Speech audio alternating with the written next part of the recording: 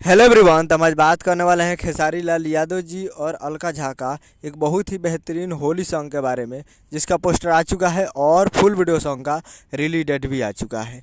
और इस गाने को लिखे हैं विनय निर्मल जी और इसमें म्यूजिक दिए हैं ओम झा जी।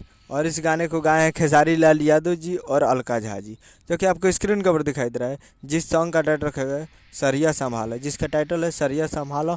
और वीडियो में है खेसारी लाल यादव जी और यामिनी सिंह जी, फिट में है यामिनी सिंह जी। तो full video song release in on 26 फरवरी 2024 को सुबह 7 बजे ये फुल वीडियो सॉन्ग को रिलीज़ किया जाएगा। तो 26 तारीख को सुबह 7 बजे ये फुल वीडियो सॉन्ग को देखने के लिए तैयार रहेगा।